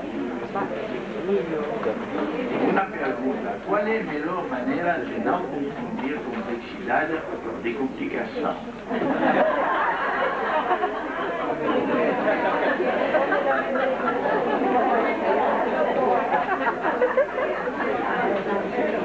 Si vous prenez une pelote de fil, une pelote de ficelle, Vocês pegarem um novelo de fio, de lã, et que tous les fils sont embrouillés les uns avec les autres, e todos os fios estão embaraçados uns com parce os qu'un outros, chat a joué avec. porque um gato estava brincando com ele. Vous avez de la complication et pas de la complexité. Lá vocês têm complicação e não complexidade, Parce que le fil est une chose simple. porque o fio é uma coisa simples. C'est la façon dont il est emmêlé qui est compliquée. É a maneira como ele está enrolado que é complicada. La complexité, c'est autre chose. A complexidade é outra coisa. La complexité consiste à montrer le lien ensemble de choses que l'on croit être séparées. A complexidade consiste em mostrar o que liga essas coisas que nós acreditávamos estarem separadas. La complexité comporte en elle-même des contradictions et des antagonismes qu'il faut essayer de comprendre. A complexidade comporta em si mesma antagonismos, antagonicidade, Ou même des contradictions ou mesmo contradições, qu'il faut essayer de comprendre. e que nós devemos tentar compreender. Alors voilà la différence entre complexité et complication. Essa é a diferença. Quem vai compreender o gato?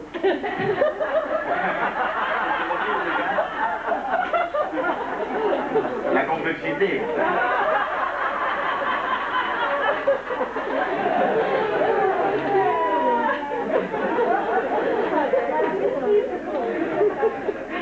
Alors, comment la postmodernité participe au now des complexités? Ben, ça dépend si vous entendez de façon complexe ou non la postmodernité. Depende se vocês entendem de forma complexa ou não a pós-modernidade. Ai, ai. Vous voulez un peu plus? É favorável. La postmodernité est aussi difficile à définir que la modernité. A pós-modernidade é tão difícil de se definir quanto a modernidade. Ce qu'on peut dire, c'est que la modernité comportait en elle un optimisme du progrès et du développement technique, scientifique, etc. O que podemos dizer é que a modernidade continha um otimismo em relação ao desenvolvimento técnico, progresso e tudo isso. La modernité vivait dans une tension pour un avenir toujours meilleur. A modernidade vivia sempre em tensão para um futuro melhor. Aujourd'hui, on sait que demain n'est pas nécessairement meilleur qu'aujourd'hui. Hoje nós sabemos que o amanhã não é necessariamente melhor que hoje. Pourrait être pire. E pode ser pior. Et je pense que la postmodernité est une prise de conscience de cela. E acho que a pós-modernidade é uma tomada de consciência disso. Et elle comporte la rupture avec le culte du nouveau pour le nouveau. E ela comporta a ruptura do culto do novo pelo novo. Mais cela dit, vous savez, c'est un concept qui reste encore vide. Mas é um conceito que ainda continua vazio. Quand vous dites post, Quando vocês dizem pós, vous êtes incapable de définir ce qu'il y a dans le poste. vocês são incapazes de definir o que está nesse pós. Bon, une fois, il y a une journaliste anglaise qui m'a interviewé. Uma vez uma jornalista inglesa me entrevistou. Elle m'a dit, pouvez-vous me dire ce qu'il y aura après la postmodernité? Você pode me dizer o que haverá depois da pós-modernidade? Mais je lui ai dit, il y aura la post-postmodernité. Vai ter a pós-pós-modernidade. Et après la post-postmodernité. Depois a pós-pós-pós-modernidade. Donc, à mon avis, il vaut plutôt Então, na minha opinião, d'avoir une conception complexe et de la modernité et de la postmodernité. é melhor ter uma visão mais complexa da modernidade e da pós-modernidade. Ah. Ça va? Ouais. Ça va, ça va. Alors, il y a une question de no contexto social, a fraternidade, respeito à solidariedade, aparecem como grandes valores quando pensamos no futuro em grande sedor de conduta humana. Que serão os valores, as buscas pessoais capazes de fazer o mesmo pelo l'être, la personne, il futuro individual, no? Individual, considerando l'importance di una persona e suo tempo di vita. Oui, moi je ne poserai pas le problème exactement dans ces termes. Eu não colocaria essa questão nesses termos. Parce que je pense qu'il y a des valeurs personnelles qui sont en même temps transpersonnelles. Porque eu acho que há valores pessoais que são ao mesmo tempo transpessoais. Par exemple, si je me réfère à mon expérience pendant la guerre, pendant que je faisais la résistance, Por exemplo, se eu me referir à minha experiência enquanto participava da resistência francesa, le fait de participer à un grand mouvement historique de libération, d'émancipation, o fato de participar de um movimento histórico de emancipação, de liberação, me rendait personnellement très heureux, me fazia pessoalmente muito feliz, en dépit des périls ou des dangers que couraient mes camarades et moi-même. a despeito dos perigos que corriam meus amigos e eu mesmo. Je crois que le fait de participer à des valeurs plus grandes que soi Acho que o fato de participar de valores maiores que si mesmo est quelque chose qui peut contribuer à l'épanouissement de la personne. é algo que pode contribuir para o desenvolvimento da pessoa. Mais évidemment, sur le plan personnel, c'est dans la compréhension avec autrui, Evidentemente, no campo pessoal é através da compreensão para com os outros, c'est dans la fidélité dans l'amitié, da fidelidade na amizade, c'est dans la réciprocité amoureuse na reciprocidade amorosa, que l'on peut considérer les valeurs principales de la vie. que podemos considerar os valores principais da vida. Il y a une question, disons, à partir d'une formule du sociologue français Alain Touraine. É uma questão a partir de uma fórmula do sociólogo francês Alain Touraine. Vous allez le lire parce que Eu vou je ne tratar. pas lire. O sociólogo Alain Touraine diz que a humanidade está fazendo um movimento inverso das sociedades para as comunidades e que estas seriam uma tentativa de preservar uma identidade que estaria ameaçada pela globalização. O que o senhor pensa a respeito? Bon, moi je crois que il y a un processus, je dirais, d'homogénéisation technique, civilisationnelle, qui est lié à cette globalisation. Acho que há um processo de homogeneização técnica que está ligado a essa globalização Et qui provoque en réaction des réactions, qui provoque des réactions de défense d'identité e que culturelle. provoca reações de defesa de identidades culturais. Et ainsi, on peut dire que les réactions identitaires, les refermetures ethniques, religieuses ou nationales, Podemos dizer que essas reações identitárias, esse fechamento em etnias, em religiões, sont des processus antagonistes mais inséparables de la globalisation elle-même qui les suscite. são antagonistas, mas inseparáveis ao mesmo tempo dessa globalização que as provoca. Alors, donc, à mon avis, c'est dans ce cadre mental qu'il faut les considérer. E é dentro desse quadro mental que é preciso considerá-las.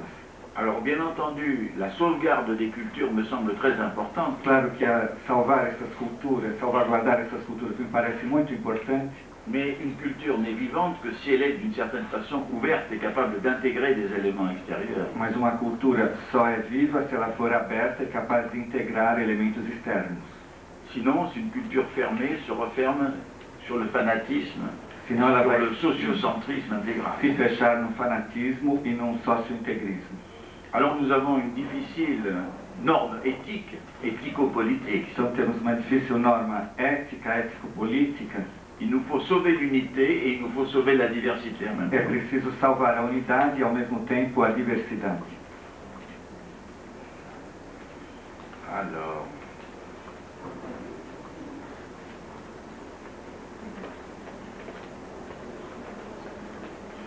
il y a une question, enfin il y a deux questions sur le travail, je pense, Há duas perguntas sobre o trabalho. qui disent que, effectivement, dans l'avenir, Diz que no futuro il suffira de 20% des activités productives actuelles bastarão 20% da atividade produtiva atual pour répondre aux besoins de toute la planète. para responder às necessidades de todo o planeta. Et alors, la question est de savoir quel est en quelque E a sorte questão é l'avenir du saber travail. qual é o futuro do trabalho. Bon, c'est vrai qu'il y a une question qui a déjà été posée depuis un certain temps, É verdade que é uma questão que já foi colocada há um certo tempo, c'est que la technique et de plus en plus l'informatique prennent le relais des énergies humaines et du temps humain. é que a técnica, a tecnologia tomam o lugar daquela atividade humana. Et il est clair que de façon idéale, la technique permettrait la libération des humains pour se consacrer aux activités qui l'intéressent et non pas aux contraintes du travail. E de forma ideal, o ideal é que essa técnica libere o trabalho para que o homem possa fazer outras coisas que não esse tipo de trabalho. Mais aujourd'hui, justement, ces développements techniques, dans les conditions actuelles, Mas nas condições atuais, provoquent non pas la libération à l'égard du travail, isso provoca não a liberação quanto ao trabalho, mais beaucoup plus la marginalisation du chômage. mas muito mais uma marginalização do desempregado. Alors ça veut dire quoi? Isso quer dizer o quê? Ça veut dire que nous sommes dans un système qui ne peut pas traiter ses propres problèmes vitaux. Quer dizer que estamos num sistema que não sabe tratar os problemas do seu próprio sistema vital. Alors quand un système ne peut pas traiter ses propres problèmes vitaux, Quando o sistema não pode tratar de seus próprios problemas vitais, ou bien il se désintègre, ou ele se desintegra, ou bien des forces en lui vont agir pour créer un métasystème, ou forças dentro dele vão agir para criar um metasistema, c'est-à-dire un système beaucoup plus riche, isto é, um sistema muito mais rico, beaucoup plus complexe, muito mais qui complexo, pourra justement envisager ce grand problème, e que poderá justamente visualizar esse grande problema l'émancipation humaine à l'égard du travail obligatoire, da emancipação fatigant et humana ennuyeux. diante desse trabalho repetitivo, desse trabalho aborrecido. Voilà. Il y avait ça, il y avait la question sur Deleuze et Guattari, je le vois plus. Ah oui, c'est ça. Ah oui, oui. Oui. Il y a une question qui me demande de montrer un peu les relations avec d'autres idées, d'autres auteurs. Pede-me para mostrar mais relação entre outros autores, outras ideias, Comme par exemple celle de Deleuze et de Guattari. como por exemplo as de Deleuze e Guattari. Oui, il y a beaucoup de convergences, mais mon point de vue, je dirais, moi j'ai voulu partir d'un point de vue anthropologique. Há muita convergência, mas do meu ponto de vista, quero dizer, eu preferi partir de um ponto de vista antropológico. Deleuze, lui, reste dans le cadre de la philosophie. Deleuze fica no âmbito da filosofia. Mais il est certain que son union avec Guattari a produit quelque chose d'autre. Mas é certo que sua união com Guattari produziu alguma coisa diferente. Et que Guattari, lui, est parti de la problématique psychiatrique, de la psychologique Eles partiram da problemática psiquiátrica, psicológica et du malheur psychologique. e da infelicidade psicológica. Et il est évident que cela a donné un côté humain à l'œuvre commune de Deleuze et de Guattari. É evidente que isso deu um elemento humano à obra de Deleuze e de Guattari. Mais moi, personnellement, ce que j'introduis dans mon point de vue anthropologique, Mas eu, pessoalmente, que introduzo no meu ponto de vista c'est des antropológico, considérations réflexives sur, par exemple, l'hominisation, são considerações reflexivas sobre, por exemplo, a humanização, sobre a história, c'est-à-dire sur des aspects qui sont moins traités par ces auteurs. sobre aspectos que são menos tratados por esses autores. Voilà. Et ça, c'est quoi? C'est le travail, toujours le travail. Como sobrevivir.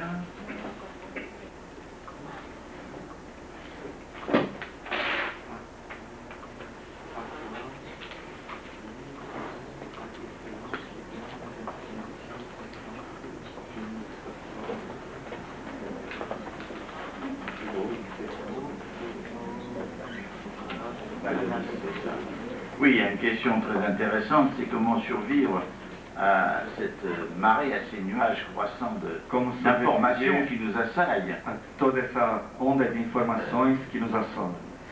Ben, je crois que je vous ai cité hier, je ne me trompe peut-être, cette phrase d'Eliot Acho que citei ontem aquela frase de Eliot qui disait quelle est la connaissance que nous perdons dans l'information. que dizia qual é o conhecimento que nós perdemos na formação. C'est vrai qu'une pluie discontinue d'informations É claro que uma chuva contínua de informação détruit la connaissance plutôt qu'elle la produit. destrói o conhecimento em vez de produzir. La connaissance, c'est l'art d'organiser les informations, de les donner sens.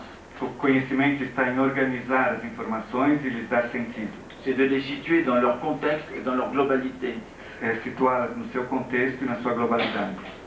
C'est exactement cela qui est, disons, qui est une exigence normale de toute connaissance, Isso que é uma exigência normal de todo conhecimento, mais qui me semble indispensable et sur laquelle insiste le propos de la pensée complexe. mas que me parece indispensável e na qual se insiste dentro do pensamento complexo. Donc, il faut une réorganisation des connaissances, Então é preciso uma reorganização do conhecimento, comme ça commence dans certaines sciences comme l'écologie, comme les sciences de la Terre, como começou com a ciência ecológica, as ciências da Terra, qui permet de regrouper des données, des connaissances et leur donner un sens par rapport à nos problèmes vitaux à nous. que permitem reagrupar elementos dados de conhecimento e nos fornecer alguma coisa sobre nós. À mon avis, ce n'est que s'il y a une réforme de pensée qui se généralise É só com uma reforma de pensamento que vai se generalizar que les citoyens seront capables de contextualiser et de globaliser. que os cidadãos serão capazes de reorganizar e contextualizar. Et à ce moment-là, nous aurons la possibilité d'une démocratie cognitive. Então teremos a possibilidade de uma democracia cognitiva. Parce que le processus actuel est un processus de dépérissement démocratique, Porque o processo atual é de perecimento democrático, parce que les citoyens sont de plus en plus dépossédés des connaissances, porque os cidadãos possuem cada vez menos conhecimento, que les experts, techniciens, technocrates et autres s'approprient les connaissances et prennent des décisions. e os experts e tecnocratas se apoderam dos conhecimentos e são eles só que tomam as decisões. Donc nous avons en effet un problème très important qui passe par ce que j'appelle moi la réforme de pensée. Temos um problema grave que passa pelo que eu chamo de reforma de pensamento.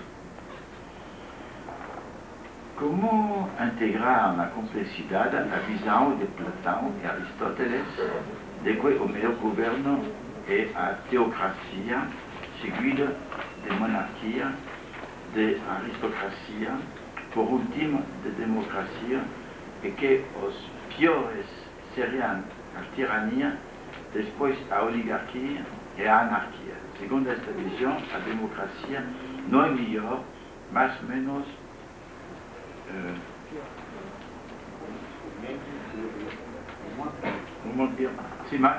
mais menos pior. E como integrar no pensamento complexo a afirmação de todos os sábios do passado le quale l'umanità envolve una idade de oro a una idade de ferro o Kali Yoga, había una evolución que sería ligada a un dominio creciente del mundo exterior, más un dominio cada vez menor del mundo interior.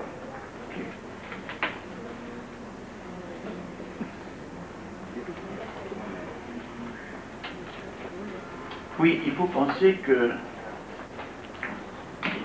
Platon et Aristote sont du IVe siècle après Jésus-Christ. Avant Jésus-Christ, pardon.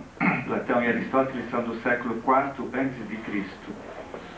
Que la grande époque de la démocratie athénienne est du 5e siècle, un siècle précédent. E que a grande época da democracia ateniense é do V século, um século antes.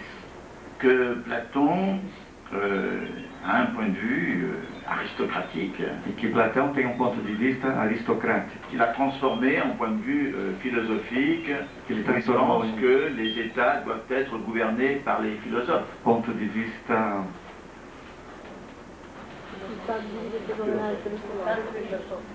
sim, e pensando que o Estado devia ser controlado pelos filósofos, por exemplo.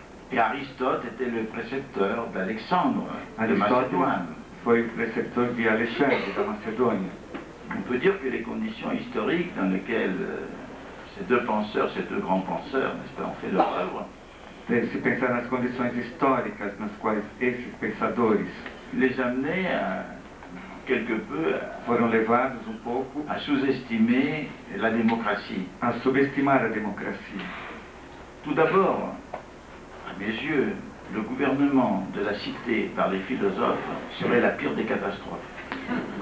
Primeiramente, na minha opinião, o controle das cidades pelos filósofos seria a pior das catástrofes.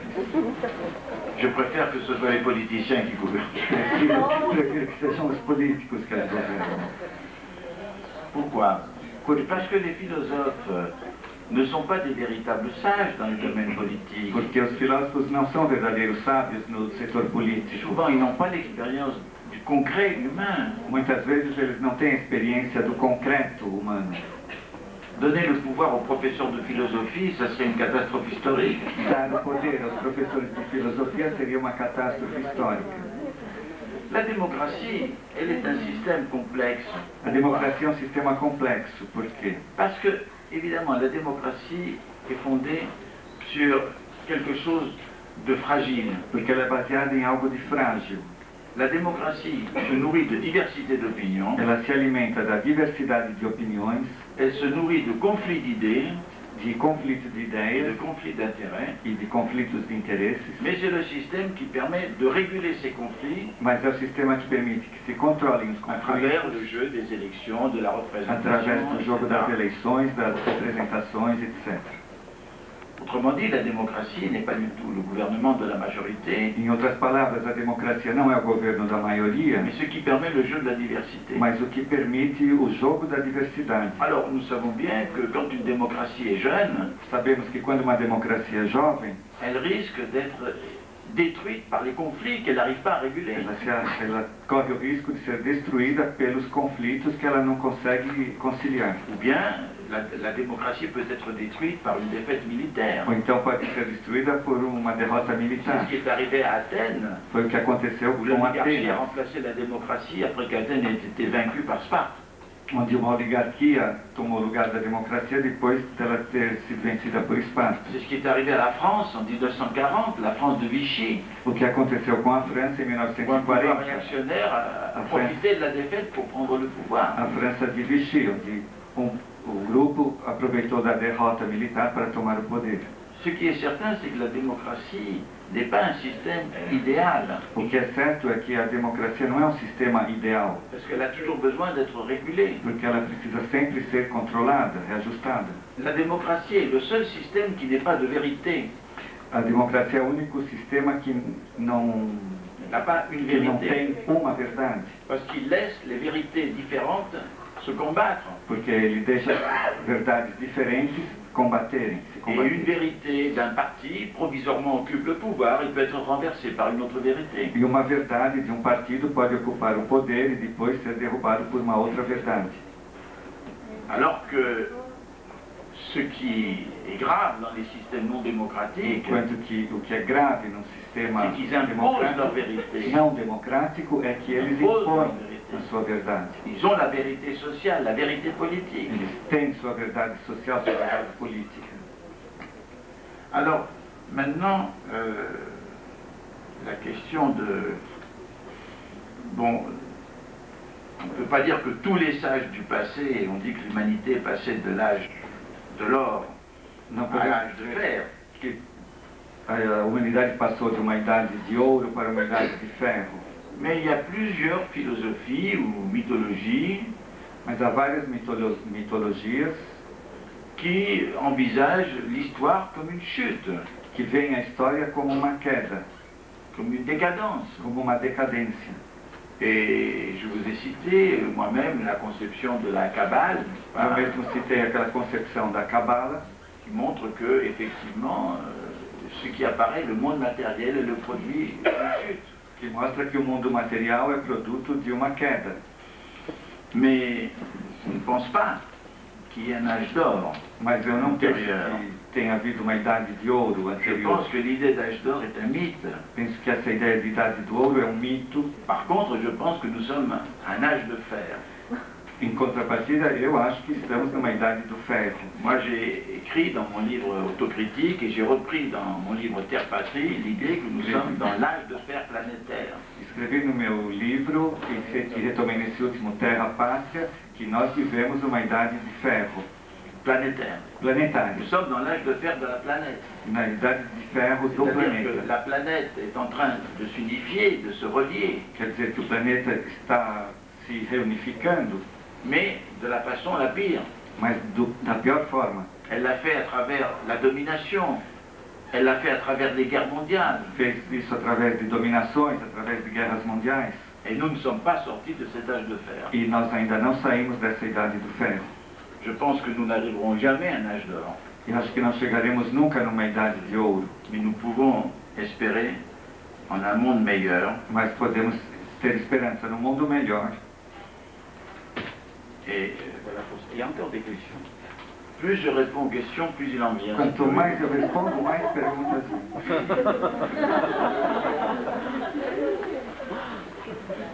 Voilà. Hein? Merci. Mais bon, mañana vou cambiar o processo.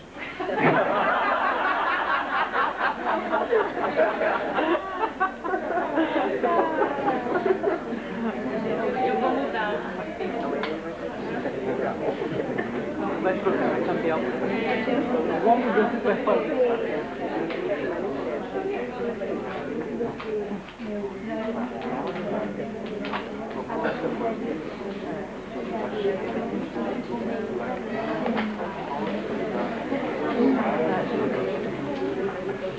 Oui, il y a une question qui me dit que je n'ai pas parlé de psychanalyse. Uma pergunta que diz que eu não falei de psicanálise, Pourtant, je me suis référé plusieurs fois à Freud mas eu me referi várias vezes a Freud, et je pourrais aussi me référer pas seulement à Freud, mais à poderia me d'autres referir também a outros qui m'ont nourri comme Rank, que me forneceram elementos como Ferenczi, Ferenczi, Jung et autres. Jung e outros. Non, je trouve que d'abord, pour moi, Freud est une pensée anthropologique fondamentale. C'est pour moi, Freud n'est pas un médecin, Para mim, Freud é um pensamento antropológico, não é só um médico. ou plutôt pour moi, c'est pas, son importance n'est pas dans sa thérapie, Ao menos para mim, sua importância não está na sua terapia, elle est dans son anthropologie. mas está na sua antropologia. Et personnellement, j'incorpore beaucoup de ces éléments dans mon anthropologie. Pessoalmente, eu incorporo muito de seus elementos na minha Ce antropologia. que je rejette, c'est certaines thèses qui aujourd'hui n'apparaissent pas fondées, comme celles dans Totem et Tabou. Et O que eu rejeito são teses que parecem que não têm fundamento hoje em dia, como totem, tabus, etc. maintenant, en ce qui concerne Lacan, je vais vous donner mon opinion personnelle. Quanto a Lacan, eu vou dar minha opinião pessoal. J'ai suivi quelques-uns des séminaires de Lacan. Eu acompanhei alguns seminários de Lacan. Ce que j'aime, c'est son côté prophétique, je dirais. O que eu gosto é seu lado profético. Pitique, mais là, vous avez comme on a vu le pitique l'autre fois, la pitique qui parle comme des oracles. Voilà. Pitia que fala nos oráculos. Il y a des formules très belles et très mystérieuses. Tem fórmulas muito bonitas e muito misteriosas que me agradaram muito. Mais cela dit, je trouve que la structure, n'est-ce pas, Mas de sa théorie acho que a estrutura de sua teoria est insuffisante. é insuficiente. Je trouve que c'est l'opposition qu'il fait, par exemple, entre imaginaire et symbole. A oposição que ele faz, por exemplo, entre imaginário e símbolo é muito rígida. C'est l'alternative simplificatrice qui ne me convient pas, si vous voulez. C'est une alternative. É uma alternativa simplificadora que não me convém. Não me convém. L'idée que l'inconscient est structuré comme un langage. A ideia de que c'est une thèse qui peut avoir o consciente seja estruturado, que o consciente seja estruturado como uma linguagem. C'est une thèse intéressante, mais à mon avis é uma tese interessante, mas insuffisante. É insuficiente, a meu ver. Trop rigide encore. Muito rígida ainda. Moi, j'ai plutôt apprécié ses premiers écrits. Gostei mais de seus où il a primeiros parlé du escritos, stade du miroir. onde ele falou do estado de espelho. Parce que ils ont un caractère, à mon avis, anthropologique plus important. Para mim, elas têm caráter antropológico mais importante. Et puis, vous savez, Lacan, c'est une personne qui avait beaucoup de fantaisie, Você sabe que d'humour, Lacan era uma pessoa que tinha muita fantasia, muito humor, et beaucoup d'ironie, y compris à l'égard de lui-même, muita ironia, até em relação a ele mesmo, ce que n'ont pas du tout ses disciples. o que os seus discípulos não têm nem um pouco. Mais surtout, dans la dernière période de sa vie, Mas, sobretudo, no último período de sua vida, il s'est comporté exactement comme le père autoritaire de la horde primitive. ele se comportou exatamente como o pai autoritário da Absolument ordem destructif. primitiva, absolutamente despótico, Provoquant exclusion, scission dans son mouvement. provocando exclusão e cisão no seu movimento. Et moi je trouve un peu amusant que la psychanalyse, qui est la connaissance dans le fond du psychisme humain, E acho divertido que exatamente na psicanálise, que é no fundo la connaissance o conhecimento profundo do psiquismo humano, obéissent à des mouvements obedeça a movimentos aussi naïfs d'exclusion, de sectarisme, tão inocentes, ingênuos de exclusão e de sectarismo, et soit aussi inconsciente d'elle-même. e seja também inconsciente dela mesma. Bien. Alors, o Senhor afirma que a epistemologia da complexidade é desproída de fundamentos. Como se entende esta questão e de que forma se coloca o metaponto de vista? Alors, c'est intéressant, mais il nous entraîne très loin. É interessante, mas com isso nós iremos muito longe. Bien. Ce que je crois, c'est qu'il n'y a pas de fondement au sens architectural du terme. O que eu creio é que não há fundamento no sentido arquitetural, arquitetônico do Il n'y a pas termo, une pierre de base sur Non, laquelle non. on construit un édifice, uma pedra de base sobre a qual construiríamos um edifício. mais l'épistémologie peut se construire d'une façon musicale. Mas a epistemologia poderia ser feita de uma forma musical, Comme dans une symphonie où les thèmes émergent, se renvoient como numa sinfonia onde os temas emergem e voltam et se mettent en boucle les uns par rapport aux autres. e se colocam em círculos uns em relação aos outros. Maintenant, je ne peux pas répondre plus dans le temps qui nous reste, E agora não poderia responder Mais mais je no vous tempo renvoie que nos resta, un chapitre ou deux chapitres de mon livre des idées qui viennent paraître justement au mas Brésil. há um capítulo sobre isso no meu livro de ideias que acabou de ser publicado. Une autre question, non moins fondamentale, c'est E uma outra questão também fundamental, mais le problème de, peut-on parler d'un paradigme de complexité? podemos falar de um paradigma da complexidade? Alors, Ce que je pense, c'est qu'effectivement, la connaissance obéit à des principes inconscients au fond d'elle-même, O conhecimento obedece a princípios inconscientes, no fundo, dele mesmo, qui la déterminent. que determinam. Et par exemple, on peut dire que la connaissance dans le monde occidental, à partir du XVIIe siècle, Podemos dizer que o conhecimento no mundo ocidental, a partir do século XVII, a obéi à un paradigme de disjonction. obedece a um paradigma de disjunção, C'est-à-dire qu'on a séparé, c'est Descartes qui a formulé la séparation entre la philosophie et la science, quer dizer que separamos, foi Descartes que separou a filosofia da ciência, la culture humaniste et la culture scientifique, a cultura humanista e a cultura científica, et à l'intérieur de la culture scientifique, la séparation, la disjonction entre les disciplines, etc. e no interior da cultura científica, a disjunção das disciplinas. Disons, la pensée classique obéit au paradigme de disjonction et réduction.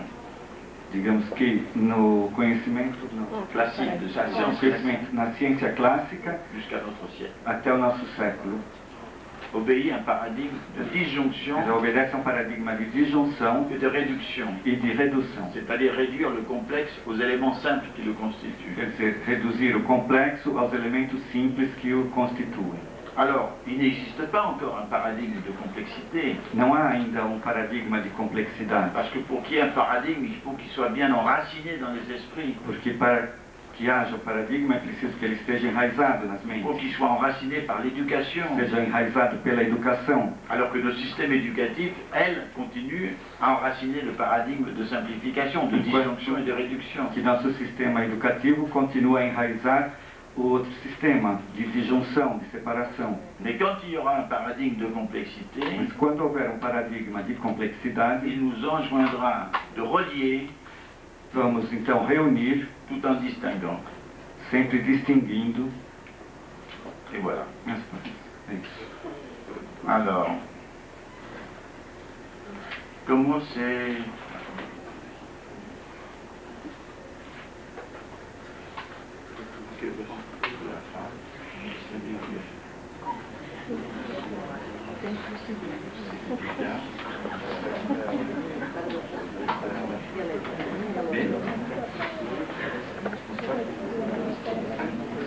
Oui. Alors, je pense d'une phrase de Primo Levi, la simplification est humaine, mais simplifier ne l'est pas toujours. A simplificação é humana, mas simplificar nem sempre o é. Uma frase de Primo Levi que pedem para que ele comente. Alors, je pense que d'abord cette phrase est très belle, Primeiro, acho que essa frase é muito bonita, parce qu'elle montre, si vous voulez, que de toute façon, nous ne pouvons pas traiter toute la complexité. porque ela mostra que, de certa forma, nós não podemos tratar de toda a complexidade. Nous devons toujours sélectionner certains aspects qui nous semblent les plus significatifs. Devemos sempre selecionar alguns aspectos que nos pareçam mais significativos. Et d'autre part, la complexité n'est pas la complétude. E, por outro lado, a complexidade não é a completitude.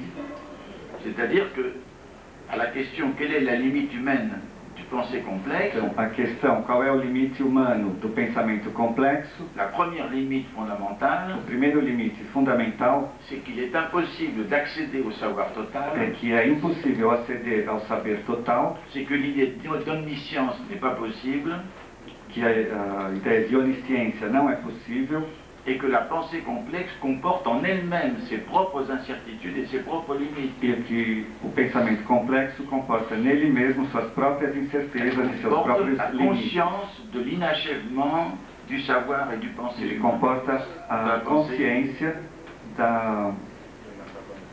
L'incomplétude, dessa de incompletude l'inachèvement, e dessa coisa inacabada, não se acaba, de tout ce qui est pensée de humaine. tudo que é pensamento humano.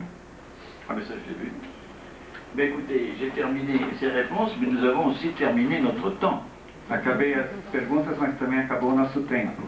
Alors, je vais m'organiser pour demain, Eu vou me organizar para amanhã. où je pensais consacrer toute la matinée à l'éthique, Eu tinha pensado em dedicar toda a parte da manhã para o épico, mais il y a quand même quelque chose d'important que je voudrais dire avant d'arriver, quelque chose d'anthropologique, mas tem ainda outras coisas importantes que eu queria dizer qui antes est de chegar no préliminaire à la antropológico, considération que é eliminar as considerações éticas. Dans quelle mesure pouvons-nous nous considérer comme doués de liberté?